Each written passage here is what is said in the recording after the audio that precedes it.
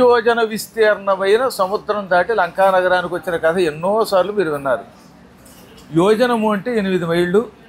ఆయన వచ్చిన మార్గంలో ఆ రోజుల్లో 800 మైళ్ళు ఉండేది. ఇప్పటి లెక్కకి అప్పటి లెక్కలకి చాలా తేడా ఉన్నాయి కాబట్టి కొంచెం అటు ఇటులో ఉంటాయి, దాన్ని పట్టించుకోవద్దు అనుకోండి. ఒక్క హనుమంతుడు మాత్రమే ఆ కార్యక్రమం చెయ్యగలడు అని రాముడికి మొదటి నుంచి నమ్మకం ఉంది. అందుకే దక్షిణం దిక్కుకి వెడుతున్న హనుమంతుడిని ప్రత్యేకంగా పిలిచి తన ఉంగరం ఇచ్చాడు. రామనామాంకితం చేదం పశ్యదేవ్యంగుళీయకం అని సుందరకాండలో హనుమంతుడు స్వయముగా సీతాదేవితో అంటాడు. అమ్మాయి ఈ ఉంగరం రాముడు ఇచ్చాడు, దీని మీద శ్రీరామ అనే అక్షరములు చెక్కబడి ఉంటాయి. అలా రామనామము చెక్కబడి ఉన్న ఈ ఉంగరాన్ని చూస్తే నువ్వు గుర్తుపడతావు అన్నాడు ఆయన. అంటే రాముడికి ముందే ఆయన సామర్థ్యం మీద నమ్మకం ఉందన్నమాట. ఎప్పుడూ కూడా కవయః క్రాంతదర్శినః అని ఒక గొప్ప సూక్తి ఉన్నది.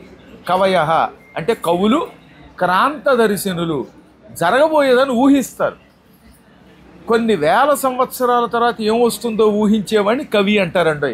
కవి అంటే అర్థం ఏంటనమాట, కవిర్ మనీషి. మంచి తెలివితేటలు కలిగి ఇప్పుడున్న దాని కాదు భవిష్యత్తును ఊహించగలగాలి. ఒక పని మొదలుపెట్టాడంటే ఇవాళ ఈ పని చేయటం వల్ల కొన్ని వేల సంవత్సరాల తర్వాత కూడా ఏం దొరుకుతో తెలుసుకోగలిగితే వాణ్ణి కవి అంటారు. ఇప్పుడు కొట్టండి, తిట్టండి, గెల్లండి, చంపండి, ప్రేమ అని రాసిన వాడిని కవి అంటున్నారు, కానీ ఇది కవి కాదు, ఇది కవిత్వం కాదు, కపిత్వం అని నేను అనలేదు సుమా. కపిత్వం హరియోతప అని సీత అన్నది. పళ్ళు ఇంకోడు అంటే అనుకోవచ్చు. రామచంద్రుడు అటువంటి మహాకవి కాబట్టి ఊహించాడు. అనుకున్నట్టే హనుమంతుడు ఏమని చేశాడు, శపథం చేశాడు. యథా రాఘవ నిర్ముక్త శరశన విక్రమ గచ్చే తద్వద్ గమిష్యామి లంకాం రావణపాలితాం నహి ద్రక్ష్యామి యదితాం లంకాయాం జనకాత్మజాం అనేనైవ హి వేగేన గమిష్యామి సురాలయం యదివా త్రిదివే సీతాం నద్రక్ష్యామి కృతశ్రమ బద్ధ్వా రాక్షసరాజానం ఆనయిష్యామి రావణం ఆనయిష్యామి వా లంకాం సముత్పాట్య సరావణాం సర్వథా కృత కార్యోహం ఏష్యామి సహసేతయ. సుందరకాండంలో మొదటి సర్కలో శ్లోకాలు ఇవి. దీని అంతరార్థం చెప్పుకుందాం. నేను ఇప్పుడే లంకానగరానికి ఆకాశ మార్గంలో ప్రయాణం మొదలు పెడతాను. ఆకాశంలో ఎగురుతాను, సముద్రాన్ని లంఘిస్తాను. ఎలా పెడతానన్నాడు, రామచంద్రుడు ధనుస్సు నుంచి విడిచిపెడితే బాణం ఎలా పెడుతుందో అలా పెడతాట.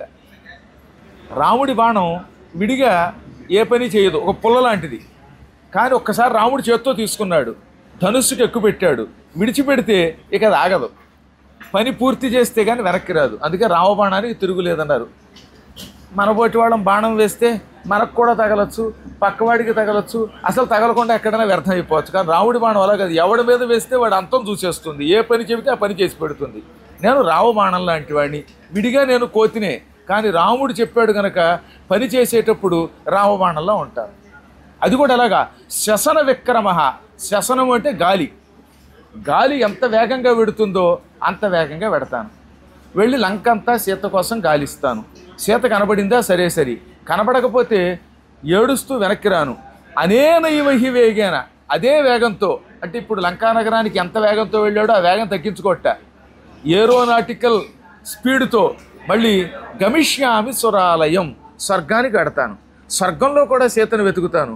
అక్కడ కనబడకపోతే మళ్ళీ తిరిగి వచ్చి మొత్తం లంకానగరాన్ని తోకతో చుట్టి కట్టి రాముడి కాళ్ళ ముందు పెట్టేస్తాను. సర్వథా కృత కార్య అహం ఏష్యామి సహసీతయ. ఏమైనా సీతను చూసే వస్తాను. నేను ఎన్ని కష్టాలైనా పడతాను కానీ సీత లేకుండా రాను. సహసీతయ అంటే సీతతో ఏష్యామి, తిరిగి వస్తాను. సీతతో వస్తానంటే అర్థం ఏంటి, సీతని చూసి వస్తాను, అంతేగాని వాడు తీసుకొస్తానండి కాదు అన్నాడు. అన్న మాట నిలబెట్టుకున్నాడా లేదా? రామబాణం వేస్తే మధ్యలో ఆగదు కదా. అందుకే హనుమంతుడు ఆకాశంలో ఎగిరాడు. మధ్యలో సముద్రంలోంచి మైనాగ పర్వతం వచ్చింది. మైనాగ పర్వతం, నాయన ఏకదాటిని ప్రయాణం చేయలేవు, మధ్యలో కాసేపు విశ్రాంతి తీసుకో, నా కొండ మీద మంచి నీళ్లు ఉంటాయి, సెలయేళ్ళు ఉంటాయి, ఆ నీళ్లు చల్లగా ఉంటాయి, తీయగా ఉంటాయి, తాగు. ఆ నీళ్లు తాగితే పద్మాకర్ గారు గొంతుకు పోయినట్టుగా గొంతుకు పోదు.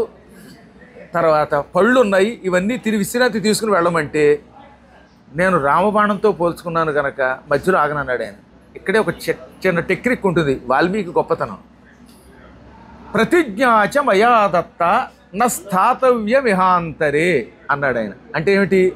నేను ఎక్కడ ఆగను అని ప్రతిజ్ఞ చేశాను కనుక ఇక్కడ ఆగకూడదు ప్రయాణం అన్నాడు. నిజానికి ఆయన ఎక్కడన్నా ఆగని అన్నాడా? అనలేదు. కానీ ఏమంటున్నాడు? నేను ప్రతిజ్ఞ చేశాను అంటున్నాడు. ఆ ప్రతిజ్ఞ ఎలా చేశాడు? చెప్పకుండా చేయటం, రామబాణంతో పోల్చుకోవటం వల్ల రామబాణం మధ్యలో ఆగదు కనుక నేను కూడా మధ్యలో విశ్రాంతి కోసమో భోజనం కోసమో మంచినీళ్ళ కోసమో ఆగకూడదు, అందువల్ల రామబాణంతో పోల్చుకున్నాను కనుక ఇది ప్రతిజ్ఞ అన్నాడు. అని ఏ సౌకర్యాలకి లొంగకుండా చేత్తో నిమిరి వెళ్ళిపోయాడు. ఆ వెళ్ళేటప్పుడు కూడా నీళ్లల్లోంచి మైనాక పర్వతం పైకొస్తూ ఉంటే ఉరసా పాతయామాస జీమూతమివ మారుత, ఓ పెద్ద తుఫాను గాలి మేఘాన్ని ఢీకొట్టినట్టుగా ఢీకొట్టాడు. అప్పుడప్పుడు చూశారు ఆకాశంలో మేఘం వచ్చినప్పుడు పెద్ద గాలి వేస్తే ఆ మేఘం అవుతుంది, చెల్లాచెదరైపోతుంది. అలాగే తన వక్షస్థలంతో కొండని కొట్టాడు. కొడితే ఆ కొండ మొత్తం గజగజలాడిపోయింది, శిఖరం విరిగి కింద పడిపోయింది. ఇంత దెబ్బతింటే ఇంకోడైతే అవనాలండి బాబోయ్ అనాలి. కానీ మైనాకుడు సంతోషించేట. ఎందుకో తెలుసునా? నా కొండ శిఖరము కూడా పడగొట్టగలిగేంత బలం ఉన్నవాడు మాత్రమే లంకా నగరానికి వెడితే తిరిగి వస్తాడు. అదే బక్క చిక్కినవాడు వెడితే ఉపయోగం లేదు. కాబట్టి దెబ్బతింటే తిన్నాను. హనుమంతుడి బలం తెలిసింది అనుకున్నట్టండు. వెనకటికి ఒకడు కోర్టుకు వెళ్ళాడు, ఆస్తి పోయింది. ఆస్తి పోతే పోయింది కానీ లా తెలిసింది అన్నట్టు. అలాగా చావు దెబ్బ తింటే తిన్నాను కానీ హనుమంతుడి బలం తెలిసింది. ఈ బలం కలిగిన వాడు మాత్రమే లంకా నగరానికి వెళ్ళి సీతాన్వేషణ చూసి అవసరమైతే రావణుడిని చావగొట్టి తిరిగి రాగలుగుతాడు. సామాన్యుడు పెడితే ఉపయోగం ఉంది, నేల మీద జారి పడితే చెయ్యి పగిలిపోతే ఇబ్బంది. అందువల్ల సంతోషించాడు. ఇక్కడి నుంచి మళ్ళీ పెడుతూ ఉంటే ఆ తర్వాత నాగమాత సురసని పంపారు. దక్షుడికి చాలామంది కూతుళ్ళు ఉన్నారు కదా, అందులో ఒక ఆవిడ పేరు సురస. సురస నాగమాత చ. సురస నాగులకి తల్లి. కద్రువ సురస ఈ ఇద్దరు కూడా నాగజాతికి తల్లులు. అందులో కద్రువ కొడుకులేమో ఆదిశేషుడు మొదలైన వాళ్ళు. కర్కోటకుడు, అరుకాషుడు, అంబరీషుడు, ధృతరాష్ట్రుడు, కంబళుడు వీళ్ళంతా ఈ సురస కొడుకులు. ఈ సురసకి చాలా దివ్యశక్తులు ఉన్నాయి. ఆవిడ దేవతలు పిలిచారు, అమ్మ హనుమంతుడు పెడుతున్నాడు, ఆయన కాసేపు పరీక్షించు, అతని బలాన్ని అతని తెలివితేటల్ని పరిశీలించమనగానే. అంటే ఇంత సుందరంగా చెప్పలేను కదా, అందుకని 2 ముక్కల్లో కొట్టేది చెప్తున్నాడు. అది బయలుదేరి పెద్ద రాక్షసి రూపం ధరించి నోరు తెరిచింది. నోరు తెరిచి దేవతలు నాకు ఒక వరం ఇచ్చారు, ఎవడైనా నా నోట్లో ప్రవేశించకుండా ఈ మార్గంలో వెళ్ళలేడు, నువ్వు నా నోట్లో ప్రవేశించు అంది. ముందు ఆయన అమ్మ నీకు నమస్కారం దాక్షాయిణి అన్నాడండి. ఆవిడ రాక్షసి రూపంలో ఉన్నా కనిపెట్టాడు, నువ్వు రాక్షసివి కాదు దక్షుడు కూతురివి కాబట్టి దాక్షాయణి నమోస్తుతే, నీకు నమస్కారము, నేను రాముడి పని మీద ఎడుతున్నాను, కావాలంటే తిరుగు ప్రయాణంలో పని అయిపోయాక మింగేయి అంటే కాదు, నా నోట్లో ప్రవేశించకుండా వెళ్ళడానికి వీలు లేదండి. అయితే నన్ను మింగేంత నోరు తెరి అన్నాడు ఆయన. అది బాగా నోరు తెరిచింది, ఈయన శరీరం పెంచాడు. అది నోరు తెరిచింది, ఈయన శరీరం పెంచాడు. అలా బాగా నోరు తెరిచాక హఠాత్తుగా చిన్న పిల్లంత రూపం ధరించే సూక్ష్మ రూపంతో నోట్లో ప్రవేశించి బయటకు వచ్చేసాడు. నువ్వేమన్నావు? నీ నోట్లో ప్రవేశించకుండా వెళ్ళొద్దన్నావు, నేను నోట్లో ప్రవేశించాను, నువ్వు మింగలేకపోయావు, నీ కర్మ, నా పని అయిపోయింది అన్నాడు. అప్పుడు ఆవిడ రాక్షసి రూపం విడిచిపెట్టి, నీ తెలివితేటలు పరీక్షించడానికి ఇలాగా నేను రాక్షసి రూపంలో వచ్చాను ఆయన, నువ్వు జంకి కంగారు పడతావా లేక మొరటుగా ప్రవర్తిస్తావా అనుకున్నాను, కేవలం నోట్లోనే ప్రవేశించాలన్న మాట జాగ్రత్తగా విని సూక్ష్మ రూపంతో నోట్లో ప్రవేశించి బయటకు వచ్చావు. ఈ తెలివితేటలు ఉన్నవాడే లంకలో నెగ్గుకొస్తాడు. లంకకి వెళ్ళిన వాడికి కేవలం దేహబలం కాదు బుద్ధిబలం కూడా ఉండాలి, ఇక వెళ్ళిరా అంది. ఇది దాటాక సరిగ్గా ఈ శాంకరీదేవి దగ్గర ఈ ప్రాంతాన్ని ట్రింకోమరి అంటారు. త్రికోట పర్వతం శ్రేణుల్లో ఇదొకటి. త్రి అంటే 3, కోటము అంటే ఏమిటి? శిఖరం. 3 శిఖరాలు ఉన్నాయి ఇక్కడ ప్రత్యేకమైనవి. ఒకటేమో హనుమంతుడు సూక్ష్మ రూపంతో నేల మీదకి దిగింది, ఒకటి అమ్మవారు ఉన్నది, మరొకటేమో సంజీవన పర్వతం పెట్టింది. ఈ 3 శిఖరాలకి మధ్యలో ఉన్న ప్రాంతం కనుక దీన్ని త్రికోట ప్రాంతము అంటారు. మొత్తం లంకలో ఈ ప్రాంతం, ఈ ట్రయాంగిల్ చాలా స్పెషల్. ఈ ట్రయాంగిల్ దగ్గరకు వచ్చే ప్రాంతంలో సింహిక అని ఒక రాక్షసు ఉన్నది. అది సరిగ్గా ఇక్కడికి 50 కిలోమీటర్ల దూరంలో ఉంటుంది. ఇప్పటికి కూడా ఆ ప్రాంతంలోకి వెడితే పడవలు అందులో చిక్కుకుపోతే బయటికి రావుట. అందుకే మత్స్యకారులు చాలా జాగ్రత్త వహిస్తారు. ఆ బెర్ముడా ప్రాంతం ఏదో ఉంటుందని ఆ ప్రాంతంలోకి వెళ్ళరు. ఆ ప్రాంతంలో సింహిక అని ఒక రాక్షసు ఉన్నది. దానికి బ్రహ్మదేవుడు ఒక వరం ఇచ్చాడు, ఆకాశంలో ఎగురుతున్న జీవుల నీడని నువ్వు నీళ్లలో పడగానే పట్టుకుంటే అవి కదలకుండా ఆగిపోతాయి. ఆ నీడను పట్టుకుని నువ్వు కిందకి లాగు, ఏదో తాడు పుచ్చుకుని గాలిపటం కిందకి లాగినట్టుగా ఆ జంతువుని లాగచ్చు, లాగి దాన్ని మింగే అధికారం నీకు ఇస్తున్నాను, వరం ఇస్తున్నాను అన్నాడు. అందుకే ఆ ప్రాంతంలో ఎవరైనా ఎగురుతూ ఉంటే ఆ నీడ నీళ్లలో పడుతుందిగా, ఇది నీడ పట్టుకుంటే వాళ్ళు కదలలేరు. ఆ నీడని పైనుంచి కిందకి లాగి మింగగలదు అది. అదిగో అది హనుమంతుడి నీడను పట్టుకుంది. అందుకే దాన్ని ఛాయాగ్రాహిణి అంటారు. ఇదేం సామాన్యమైందా? రాహువుకి తల్లండి. సింహికా గర్భ సంభూతం తం రాహుం ప్రణమామ్యహం అంటున్నారు రోజు. అంటే అంతటి రాహుగ్రహానికి తల్లి. భారతదేశంలో ఒక రాహు ఉన్నాళ్ళండి, వాడు ఎప్పుడు పోతాడో అని చూస్తూ ఉంటాం. వాడు ఉన్నంత వరకే పద్మం వికసిస్తూ ఉంటుందేమో అని కూడా అప్పుడప్పుడు అనుమానం నాకు. అంచేత రాహుని కన్న తల్లి ఎప్పుడు సింహికే, ఛాయాగ్రాహిణి. ఆ ఛాయాగ్రాహిణి పట్టుకోగానే హనుమంతుడు ఆగిపోయాడు. అది నోరు తెరవడం, కిందకి లాగడం కనిపెట్టాడు. మా సుగ్రీవుడు చెప్పాడు ఇక్కడ ఛాయాగ్రాహిణి ఉంది అనుకుని శరీరం బాగా పెంచాడు. అది బాగా నోరు పెంచింది. ఇందాకట్లాగే అది నోరు పెంచడం వేలంపాట్లలాగా ఈయన శరీరం పెంచి బాగా నోరు తెరిచాక టక్కున మళ్ళీ చిన్న సూక్ష్మ రూపంతో లోపలికి వెళ్ళిపోయాడు. ఈ సింహికకి చావు ఎక్కడుందో తెలుసా? దాని ఆంతరాలలో ఉంది. ఈ శరీరంలో కడుపులో కుడివైపు ఎడమవైపు ఈ ప్రాంతాల్లో ఇంతంత మెత్తని మాంసముద్దలు ఉంటాయి. ఒకదాన్ని యకృత్తు, ఇంకో దాన్ని ప్లేహము అంటారు. మీరు సైన్స్ చదవండి, న్యాచురల్ సైన్స్లో ఉంటుంది. ఇటువైపు రెండు మాంసముద్దలు ఉంటాయి. సంస్కృతంలో ఆయుర్వేదంలో యకృత్తు, ప్లేహము. వీటిని కనుక చీలిస్తే చచ్చిపోతుంది అది. కానీ అవి కనపడవట ఎవరికి పడితే వాళ్ళకి. ఎలా చూడొచ్చు వాటిని? బాగా నోరు తెరిచినప్పుడు పైనుంచి చూస్తేనే ఆ యకృత్తు, ప్లేహము ఎక్కడున్నాయో కనపడతాయి. అందుకని హనుమంతుడు బాగా నోరు తెరిచేలా చేసి, నోరు తెరిచినప్పుడు కళ్ళతో చూశాడనమాట. ఓహో, లోపల ఎక్కడున్నాయి అని. అలా చూసి లోపల ప్రవేశించి గోళ్లతో చీల్చి ఆ తర్వాత పొట్ట కూడా చీల్చుకుని బయటకు వచ్చాడు. అది చచ్చిపోతే ఆ రక్తం సముద్రంలో 12 మైళ్ళ ప్రాంతం వ్యాపించింది. అసలు ఆ రక్తం కనుక అది ఏ గ్రూప్, దిక్కుమాల గ్రూప్ తెలియదు, కానీ డొనేట్ చేస్తే యావత్ ఏషియా అంతా కూడా బ్లడ్తో వెళ్ళిపోవచ్చు. కాదు దిక్కుమాల రక్తం వద్దు, మనకెందుకు లేండా వెళ్తుంది. అలా రక్తం తేలిపోయిందిట. దాన్ని చంపి మళ్ళీ పైకి వచ్చాడు. ఇప్పుడు ఇక్కడ మీకు అర్థమైందా? హనుమంతుడు ఒక సాధకుడు, పరమాత్మని చూడాలని ప్రయాణమైన ఒక సాధకుడు.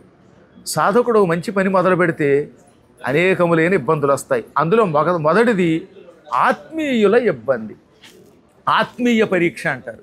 అంటే ఉదాహరణకి మన మంగతాయారు గారు ఏకాదశికి ఉపవాసం ఉందాం అనుకుంది. వాళ్ళ అమ్మాయి ఆస్ట్రేలియాలో, చిన్న అమ్మాయి, పెద్ద అమ్మాయి ఏమో ఆస్ట్రేలియాలోనూ ఉంటున్నారు. ఏకాదశి నాడు ఉపవాసం ఎందుకమ్మా, కళ్ళు తిరిగి పడిపోతావు అంటారు ముందు. ఇది ఆత్మీయుల పరీక్ష. వాళ్ళు వద్దు అంటారు సాధారణంగా. ఎందుకు, లంకెందుకు, ఇంట్లో కూర్చో అంటారు.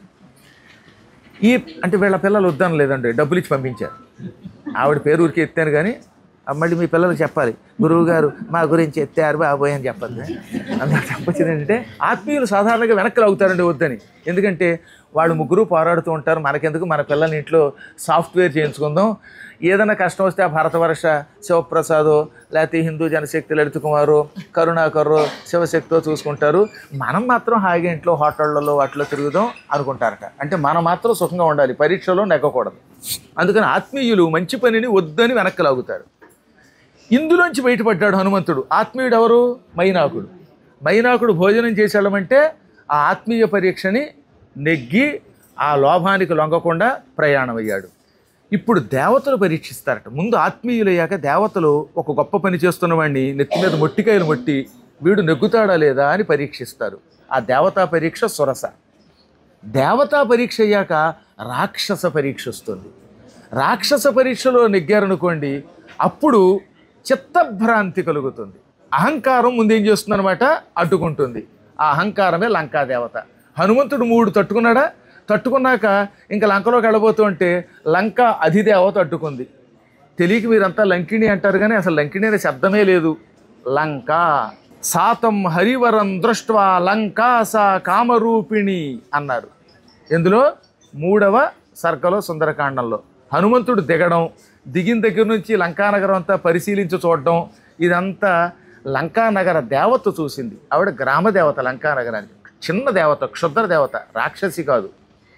ఈ గ్రామదేవతని రావణునికి ఇచ్చి బ్రహ్మ ఏమన్నాడు, నువ్వు ఈ లంకా నగరానికి కాపలా కాసినంతకాలం లంకకి ప్రమాదం ఉండదు. ఎప్పుడైనా ఒక కోతి వచ్చి నేను జయిస్తే ఇక లంకకి పతనం, రావణుడికి చావు అన్నాడు. అది అప్పటి నుంచి కాపలా కాస్తోంది. అదేం చేసింది? ఓ రాక్షసి రూపం ధరించి ఎదురుగుండా ప్రత్యక్షం అయ్యింది.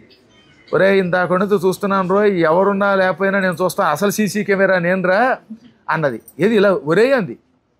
కస్తమం కేనచ కార్యేణ ఇహ ప్రాప్తో వనాలయ కథయ స్వేహ యత్తత్వం యావత్ ప్రాణాధరంతి తే. నువ్వెవడివి, ఎందుకు వచ్చావు, సత్యలోపు చెప్పంది.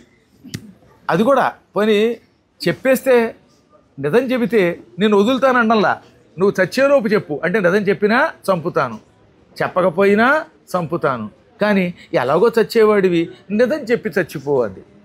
అప్పుడు ఆయన ఎంతో వినయంగా, ఎప్పుడు ముందు వినయంగా మాట్లాడాలట. అందుకని 2 చేతులు జోడించి కాశిత్వం కళ్యాణి అన్నాడు. కళ్యాణి అంటే ఓ శుభప్రదమైన దానా, నీవెవరవు? నేను ఒక వానరుణ్ణి, ఈ లంకానగరం అంతా చూసి వెడదామని వచ్చాను. చూసారా, తెలివైన వాడు చెప్పే పని. చూడడానికి వచ్చాడు, కానీ ఎందుకు చూడడానికి వచ్చాడో చెప్పడం. ద్రక్ష్యామి నగరీమి మాం, ఈ లంకానగరం అంతా చూడడానికి వచ్చాను అన్నాడు ఆయన. అనగానే కొంచెం జాలిపడింది. లోపలికి వెళ్ళడానికి లేదు, పోకపోతే చంపేస్తానంది. మళ్ళీ బతివేలాడు, ఒక్కసారి వెళ్ళొస్తాను, నేనేం పాడు చేయను లంకను అన్నాడు. నువ్వు మర్యాదగా పంపితే లంకని పాడు చేయను, మర్యాదగా పంపకపోతే పాడు చేస్తాను. లాగి వీపు మీద ఒకటి కొట్టిందంటోయ్. ఆ దెబ్బకి హనుమంతుడు అంతటి వాడి వీపు పెసరట్టు మాడిపోయినట్టు మాడిపోయి పెద్ద అరుపరిచేట ఆయన కూడా.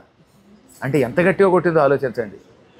కోపం వచ్చింది, కానీ ఏం చేశాడు, మళ్ళీ ఎక్కువ కోపం తెచ్చుకుంటే ఆడది, పైగా నిజంగా రాక్షసి కాదు గ్రామదేవత అని అంతలోనే జాలిపడిపోయాడు.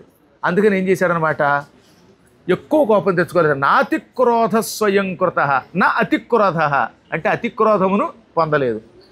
ముష్టినాభి జగానైనాం వామహస్తస్య సోంగుడి, ఎడమ చెయ్యి బిగించాడు, మళ్ళీ కుడి చెయ్యి కూడా కాదు.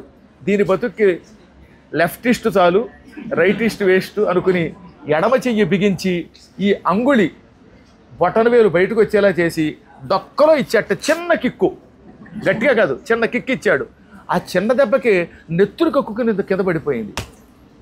మొత్తం దాని అహంకారం అడిగిపోయింది ఒక్క దెబ్బకి, చిన్న దెబ్బకి. ఏది, ఎడమవైపు డొక్కలో పొడిస్తే. అందుకని ఉవాచ ఆగర్వితం వాక్యం, వెంటనే గర్వం పోయి 2 చేతులు జోడించి, నాకు అర్థమైపోయింది, నువ్వే హనుమంతుడివి. ఒక వానరుడు జయిస్తాడు, అతడు హనుమంతుడు, అతడు రాగానే లంకకి పతనమని పూర్వం బ్రహ్మదేవుడు అన్నాడు, అది నిజమైపోయింది, లోపలికి వెళ్ళి చూడు అన్నది. ఇక్కడ ఇంకోటి కనిపెట్టారా మీరు? ఇంత దెబ్బతిందా, లోపలికి వెళ్ళి చూడమని తలుపులు తెరిచిందా, కానీ సీత ఎక్కడుందో చెప్పదండోయ్. ఎందుకని డ్యూటీయే, ఉద్యోగమే. చావు దెబ్బ తిన్నది కనుక లోపలికి వెళ్ళి సీతని చూడు అని అనుమతి ఇచ్చింది తప్ప ఫలానా చోట అశోకవనంలో ఉందని చెప్పిందా? కాబట్టి మనం ఎవరి దగ్గర పనిచేస్తున్నప్పుడు తప్పనిసరి అవతల వాళ్ళకి గేట్లు తెరిచిన ఈ క్లూలు ఇవ్వకూడదు. ముఖ్యంగా గురువుగారి దగ్గర పనిచేస్తున్న వాళ్ళు ఇంకొంచెం జాగ్రత్తగా ఉండాలి, ఏ బిస్కెట్లకి లొంగకూడదు. అందువల్ల ఈ విధంగా లోపలికి వెళ్ళాడు ఆయన. ఇక్కడికి ఈ అహంకారం అన్నమాట, అహంకారాన్ని కూడా జయించాడు. చూసాడు సాధకుడు దేని జయించాడు? ఆత్మీయ పరీక్ష, దేవతా పరీక్ష, రాక్షస పరీక్ష. ఈ 3 అయ్యాక అహంకారం వస్తుందని చెప్పాను కదా, ఆ అహంకారాన్ని కూడా జయించాడు. అహంకారాన్ని జయిస్తే కొన్ని మహిమలు వస్తాయి. ఈ చిన్న మహిమల వల్ల ఏమవుతుందన్నమాట, ఏమంటే జపం చేసేవాడు కొత్తల్లో కొన్ని మహిమలు వస్తాయి. అప్పుడు వాడు నీ గేదె ఫలానా చోట ఉంది, నీ సెల్ ఫోన్ ఫలానా చోట వదిలేసామని చెప్పగలుగుతాడు అంటోయ్. అలాగే హనుమంతుడికి కూడా చిన్న మహిమ వచ్చింది. ఆ మహిమ వల్లే మండోదరిని చూచి సీత అని భ్రాంతి పడ్డాడు. చిన్న చిన్న మహిమలను చూసి నేను గొప్పవాడినైపోయానని సిద్ధులు భ్రాంతి పడతారు. ఇలాగే మన జీవాత్మలందరూ చేసే పొరపాటు అదే. ఏదో చిన్న చితక వచ్చేస్తాయి కదా మనకి మహిమలు, ఓ 4 రోజులు ఉపాసన చేశాక ఇక అక్కడి నుంచి వీడే నేనే జాయ్ చక్రాంతక్ అంటాడు. ఇక అక్కడి నుంచి మొదలు పెడతాడు లేనిపోయిన పాపాలన్నమాట. అలాగే మనకు హనుమంతుడు చెప్పాడనమాట, సాధకుడికి చిన్న మహిమ రాగానే అదే సీత అని భ్రమపడి మళ్ళీ అంతలోనే సీత కాదు, సీత అయితే రాముణ్ణి విడిచిపెట్టి రావణాంతఃపురంలో పరుపు మీద పడుకోదు అనుకున్నాడు. ఇప్పుడు మళ్ళీ మొదలుకొచ్చింది వ్యవహారం. అప్పుడు మళ్ళీ సాధకుడు దుఃఖం పొందుతాట పరమాత్మ దర్శనం కాకపోతే. అలాగే సీతా దర్శనం కాక ఎంత ఏడ్చాడండి, చివరి చచ్చిపోదాం అనుకున్నాడు. విషం ఉద్బంధనం వాపి ప్రవేశం జ్వలనస్యవ, విషం తాగి చచ్చిపోనా, ఉరివేసుకు చచ్చిపోనా, అగ్నిలో దూకి చచ్చిపోనా అనుకున్నాడు. మళ్ళీ ధైర్యం తెచ్చుకున్నాడు. చిచ్చి చచ్చిపోతే ఎంత ప్రమాదం. వినాశే బహవో దోషాహ జీవన్ భద్రాణి పశ్యతి. చావటం వల్ల చాలా నష్టాలు ఉన్నాయి, చచ్చేవి సాధిస్తాం, 10th క్లాసు ఫెయిల్ అయ్యాం కదా అని ఆత్మహత్య చేసుకుంటే ఇటు మనము పిశాచం అవుతాం, ఇంట్లో వాళ్ళకి ప్రమాదం తెచ్చిపెడతాం అని పిల్లలకి ఇటువంటి విషయాలు చెప్పాలి. హనుమంతుడు అంతటి వాడు సీత కనపడక ఆత్మహత్య చేసుకుందాం అనుకుని అంతలోనే ధైర్యం తెచ్చుకొని బతికుంటే ఎప్పుడైనా శుభం పొందుతాం అనుకున్నాడో లేదో వెంటనే అశోకవనం కనపడి, ఇప్పటిదాకా నేను చేసిన పొరపాటు నాకు అర్థమయ్యింది, నేను కొంచెం అహంకరించాను. ఆయన ఏమనుకున్నాడు అంతకు పూర్వం? చతురంగుళ మాత్రోపి నావకాశస్స విద్యతే. లంకలో 4 అంగుళములు కూడా విడిచిపెట్టకుండా వెతికాను అనుకున్నట్ట. నేను వెతకని స్థలం కనీసం 4 అంగుళములు 4 ఇంచెస్ కూడా లేదు అనుకున్నాడు. కానీ అశోకవనం చూడలేదు. ఒక్కొక్కప్పుడు మనం అంతే, గదంతా వెతికేసామండి ఏం కనపడలేదంటాడు. గదంతా వెతికాడు కానీ అలమారులో వెతుకుండకపోవచ్చు. మళ్ళీ ఇంకోసారి వెతకాలి. రవ్వంత కూడా అయిపోయింది పని అనుకోకూడదు. ఆహా నేనే పొరపాటు పడ్డాను, ఈ అశోకవనం చూడలేదు అనుకున్నాడు. అప్పుడు ఆయన ఒక అద్భుతమైన శ్లోకం చదివాడు. అశోకవనం కనబడ్డాక చదివాడు. ఈ విషయం మళ్ళీ నొక్కి చెబుతున్నాను. శ్లోకం చదివాక అశోకవనం కనపడిందని ఎవరో ఒక ఆయన తప్పుడు పురాణం చెబుతున్నాడు. అది కాదు. అశోకవనం కనబడగానే ఈ అశోకవనంలో సీత ఉంటుంది అని భావించి అక్కడ సీత కనబడటం కోసం ఆయన చేసిన ఒక గొప్ప ప్రార్థన. ఏ ప్రాంతానికి వెళ్ళినా చేసుకుంటే మనకి ఆపదలు రావు, ఆటంకాలు రావు. చెప్పండి అందరూ కూడా. నమోస్తు రామాయ సలక్ష్మణాయ దేవ్యై చ తస్యై జనకాత్మజాయై నమోస్తు రుద్రేంద్ర యమానిలేభ్యో నమోస్తు చంద్రార్క మరుద్గణేభ్యః అని ఇంతమంది దేవతలను తలుచుకుని ఆ తర్వాత లోపలికి వెళ్ళాడు. మొత్తం వ్యవహారం మారిపోయింది. సీత కనబడింది. సీత ఎలా ఉందో చెప్పారండి. ఇది అందరూ గుర్తుపెట్టుకోవలసిన మాట. సీతాదేవి బక్క చిక్కిపోయి అశోకవనంలో చెట్టు కింద కనపడితే మొట్టమొదట ఆయన అన్నదేమిటి? ఆమ్నాయానామయోగేన విద్యాం ప్రసిథిలామివ. వేదమునకు విరుద్ధంగా ఉన్న చదువులా పాడైపోయింది ఆవిడ. ఏ చదువైనా వేదానికి విరుద్ధంగా ఉంటే ఆ చదువు సరైన చదువు కాదు, పనికిమాలిన చదువు, నల్లట్ట పుస్తకం. ఆ చదువు ఎటువంటి పనికిమాలిన చదువు, అలా ఆవిడ శిథిలం అయిపోయిందిట. అంటే వేద విరుద్ధమైన చదువులో ఉందిట. రెండవది, అభూతేన అపవిద్ధేన కీర్తిం ప్రసిథిలామివ.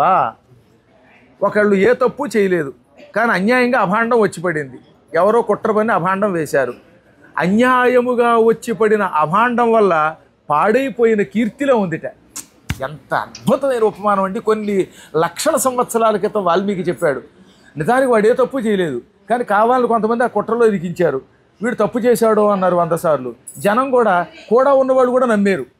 ఆ నమ్మినప్పుడు వాడి కీర్తి ఏమవుతుంది? పాడైపోయినట్టు అయిపోతుంది కదా.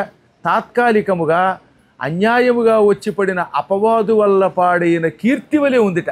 నాకు ఈ శ్లోకం చాలా ఇష్టం. అందువల్ల మీరు ఎప్పుడైనా ఎవరైనా అభాండం వేస్తే నమ్మకండి, వాళ్ళకి ఇంకా ఎక్కువ బాగా సేవ చేయండి. ఎందుకని? అభాండం వేసిన వాళ్ళు పాపాత్ములు. అలాంటి వాళ్ళ పాపాలు నమ్మి ఇంతకాలం వీళ్ళని నమ్మామే, వీళ్ళు మనకింత ఉపకారం చేశారు, మన ధర్మం కోసం ప్రాణం ఇస్తున్నారు, ఇటువంటి వాళ్ళ మీద ఎవడో దరిద్రుడు ఒక అభాండం వేస్తే మనం నమ్మకూడదు అనుకోవాలి. ఒత్తప్పుడు 10 రూపాయలు ఇచ్చేవాళ్ళు ఆ రోజున 100 ఇవ్వాలి. ఒత్తప్పుడు మంచినీళ్ళు ఇచ్చేవాళ్ళు ఆ పూట కూల్ డ్రింకులు దరిద్రం వద్దు కానీ ద్రాక్షారసమో పాలో కాఫీయో ఇవ్వాలి. ఇది మన హిందువులు నేర్చుకోవాలి. ఎందుకంటే ఇప్పుడు హిందువుల మీద అలాంటి కుట్ర జరుగుతోంది. ఆ కుట్ర వల్ల కొంతమందికి లేనిపోని అపకీర్తులు వస్తున్నాయి. ఈ అపకీర్తి ఎలా ఉందో అలా ఉందిట. అభూతేన అపవిద్ధేన కీర్తిం ప్రసిథిలాం ఇవ. అభూతేన అది జరగలేదు. అన్యాయముగా వచ్చి పడిన అపవిద్ధేన ఏది ఈ అపవాదం చేత కొట్టబడిన శిథిలం అయిపోయిన కీర్తి వలె ఉంది. అంటే ఒక ముక్కలో చెప్పాలంటే తప్పుడు ఎలిగేషన్స్ వల్ల ఒక వ్యక్తికి చెడ్డ పేరు వస్తే ఎలా ఉంటుందో ఆ చెడ్డ పేరులో ఉందట. కీర్తి పాడైపోతే ఎలా ఉందో అలా ఉందిట. ఇంకా మూడవది ఎలా ఉన్నది? సంస్కారేణ యథాహేన వాచమర్థాంతరంగతాం. వ్యాకరణం చదువుకోని వాడి నోట్లో పడితే శబ్దం ఎలా పాడైపోతుందో అలా ఉందిట. వాడి గ్రామర్ రాదు, అందువల్ల శబ్దం ఏమైపోతుంది అనమాట, పాడైపోతుంది. ఇదిగో మూఢనమ్మకం. మూఢ సంస్కృతం, నమ్మకం తెలుగు పదం, ఈ రెండు సమాసం చేయకూడదు. తెల్లారేస్తే మూఢనమ్మకం వాడుతున్నాడా, వాడే మూఢుడు. అలా శబ్దాలు పాడైపోతాయి. అసలు చాలా శబ్దాలు పాడైపోయండి. నీ జిమ్మడిపోను అంటారే, జెఫ్ఫ అంటే నాలుక, జెఫ్ఫ సంస్కృతం. వికృతిలో జెమ్మ పడిపోను అంటే నీ నోరు పడిపోనని, నీ నాలుగు పడిపోనని. కుళాయిల దగ్గర అంతంత తిట్లు తిట్టుకుంటున్నారు. చాలా శబ్దాలు అలాగే. సిగ్గు శరం లేదా అంటారే, శరం హిందీ పదం, శరం అంటే సిగ్గు, తెలుగు సిగ్గు, హిందీలో ఉన్న శరం కలిపేసి మన వాళ్ళు సిగ్గు శరం లేదా, అగ్గినిప్పులాగా.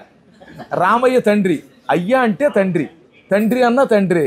మళ్ళీ రామయ్య తండ్రి ఏంటి, సీతమ్మ తల్లి ఏంటి, అవునా? సీతమ్మ అమ్మ అంటే తల్లి అన్న ఒకటేనా? ఇలా మన నోట్లో విచిత్రంగా శబ్దాలు మారిపోతూ ఉంటాయి కొంతకాలానికి. అసలు అర్థం పోతుంది, దాని అర్థం ఏమీ తెలియకుండా అయిపోతుంది. అమ్మ బాబు, ఎన్నెన్ని విచిత్రాలైన శబ్దాలు వస్తాయో. వ్యాకరణము తెలియకపోవటం వల్ల శబ్దం ఎలా అయితే అపార్థానికి గురవుతుందో అలా ఉందిట. ఇంకా తేలికే చెప్తాను ఇది. ఇప్పుడు ఎవడన్నా తద్దినం అనే పదం వాడాలంటే భయపడుతున్నారా లేదా? తత్ అంటే ఆ యొక్క అని, ఆ దినము, తత్ దినం, ఆ దినం అన్నాడు. ఏ దినం? ఏ రోజు తండ్రి పోయాడు. నిజానికి తండ్రి పోవడం కాదు.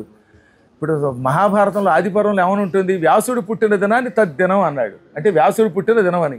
అది కర్మగాలి వాడు మనకి తద్దినం అని వాడామంటే కేవలం పితృకార్యం శ్రాద్ధానికే వాడుతున్నాం. కాబట్టి కొంతకాలానికి అది వాడడానికి లేకుండా అయిపోయింది. అలా ఎన్నెన్ని శబ్దాలు పాడైపోయండి.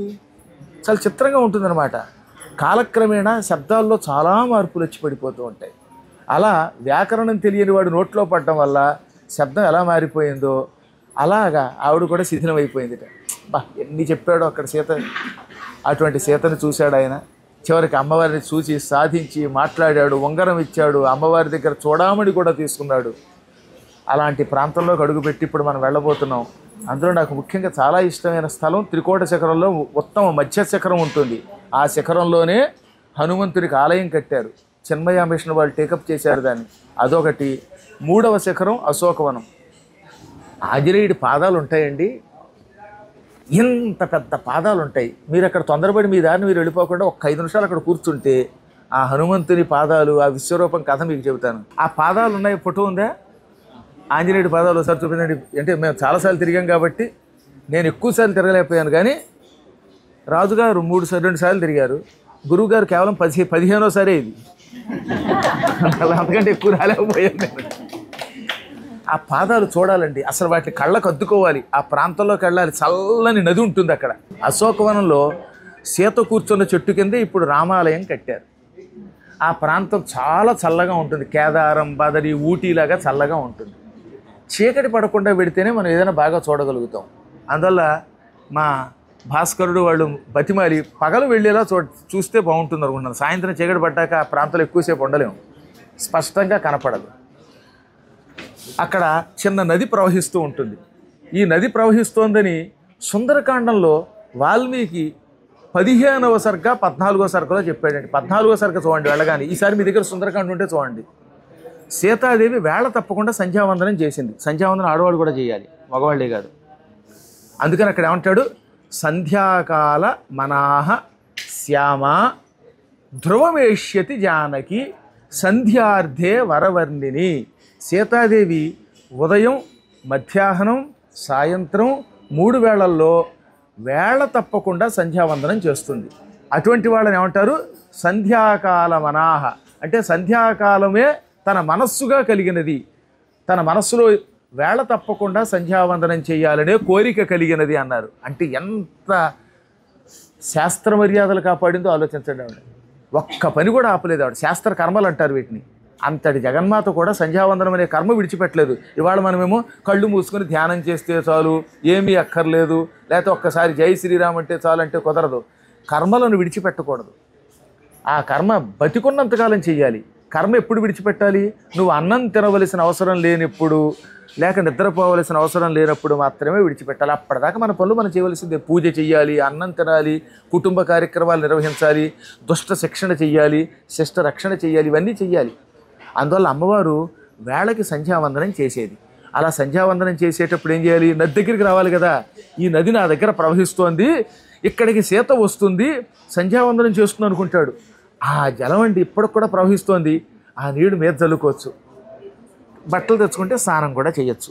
ఎందుకంటే ఎంత దూరం ప్రయాణించినా ఇక్కడికంటే నీరు రాదు, అది మునిగిపోము. మునిగిపోతామనే భయం లేదు. అయినా సంసారంలో మునిగిన వాడికి అదో పెద్ద లెక్కే ఉంది. కానీ ఇదిగో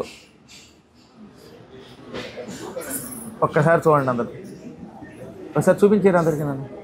ఆ పాదాలు ఇప్పుడు మనం చూడబోతున్నాం. అందువల్ల గవాస్కర్ గారు, సంతోష్ గారు, మీకు ఒక రిక్వెస్ట్. ఆ ప్రాంతానికి ఏది అశోకవనానికి సాధ్యమైనంత వరకు 12 లోపు వెళ్ళేలా పగటిపోటే పెడితే మొన్నట్లాగా చీకట్లాగా కాకుండా తప్పనిసరిగా అక్కడికి వెళ్ళి అవసరమైతే స్నానం చేస్తాం. ఎలాగో జాఫనాబాద్లో ఇక్కడికి వెళ్దాం. సరేనా? ఇక్కడితో ఒక్కసారి సుందరకాండంలో ఉన్న సారాంశం అంతా ఇది 68 సర్గాల సారాంశం కొద్దిగా ఒక్క ముక్కలో కట్టే కొట్టే తెచ్చి అన్నట్టుగా చెప్పాను. జై శ్రీరామ్.